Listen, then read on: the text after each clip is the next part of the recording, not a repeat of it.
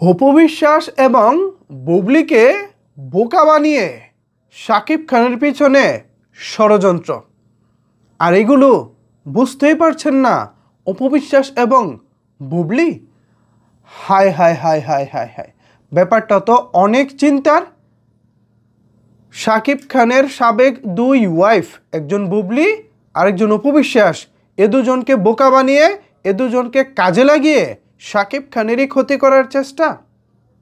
আজকে ঠিক এমনই একটি বিষয় সামনে নিয়ে এসেছেন আমাদের জনপ্রিয় চিত্রনায়ক সালমান শাহর মা নীলা চৌধুরী। তিনি আজকে গণমাধ্যমের বরাতে যা বলেছেন তা শোনার পর আমি ভাবতেছি অপু বিশ্বাস এবং বুবলি এত বোকা, তাদেরকে এত সহজে ব্যবহার করা যায়? কি ঘটেছে মূল ঘটনা, চলেন বিস্তারিত আলোচনা করি আজকের এই ভিডিওতে। আপনাদের সাথে রয়েছি আমি ওয়াসিম। ভিউয়ার্স, আজকে সালমান শাহর মা তিনি গণমাধ্যমে দাবি করেছেন, আজকে মেবি বা আগেও হতে পারে, মানে আগে পরে হতে পারে, বাট গণমাধ্যমে খবরটা আজকে এসেছে। সালমান শাহর মা শাকিব খান সম্পর্কে বলতে গিয়ে বলেছেন শাকিব খান খুবই ব্রিলিয়ান্ট একজন নায়ক, তিনি তার যোগ্যতায় আজকের এই অবস্থানে এসেছেন, কিন্তু তাকেও একটা মহল এগিয়ে যেতে দিতে চায় না। এ কারণে তার সংসারের মধ্যে ঝামেলা এবং কেচাল সারা বছরই লাগিয়ে রাখা হয়। আর এফডিসির একটা পক্ষ চায় না জনপ্রিয় তারকারা শান্তিতে থাকুক, ঠান্ডা মাথায় তারা কাজ করুক।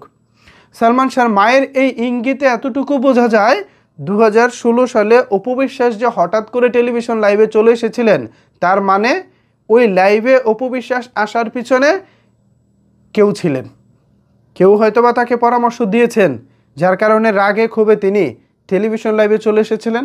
সেম বুবলির ক্ষেত্রেও, ভাই জামাই বউ ঝগড়া বলি, ঝামেলা বলি বা ব্যক্তিগত কোন্দল বলি, যাই বলি, এগুলো ড্রয়িং রুমে বসে সমাধানের বিষয়।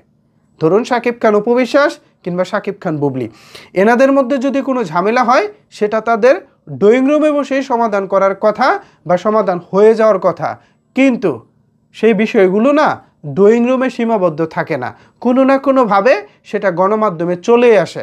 আর এটা কিন্তু দিন শেষে শাকিব খানকে মানসিকভাবে প্রেসারে রাখে, তখন তিনি তার কাজটা আর ঠিকমতো করতে পারেন না। যখনই শাকিব খান প্রিয়তমার মতো একটি সিনেমা করতে যান, তখন বুবলি কোনো না কোনো সামনে নিয়ে আসেন। যখনই শাকিব খান দরদের মতো সিনেমা ভারতে শ্যুট করতে যান, তখন বুবলি, এরপর হচ্ছে গান বাংলার তাপস, এরকম একটা ইস্যু চলে আসে, এরকম নানা ইস্যু সামনে চলে আসে। তো বেচারা শাকিব খান তিনি শুটিং করতেছে ভাই দূর বিদেশে, সেখানে তিনি তার সিনেমার শুটিংটা ঠান্ডা মাথায় করবেন, কিন্তু যখনই তার কাছ থেকে দেশের কাছ থেকে তার কাছে খবর যায় যে ভাই এই ঘটনা দেশে ঘটতেছে, তখন কি আর তার মনোযোগটা ওখানে থাকে? সেও তো মানুষ ভাই, সে তো রোবট না।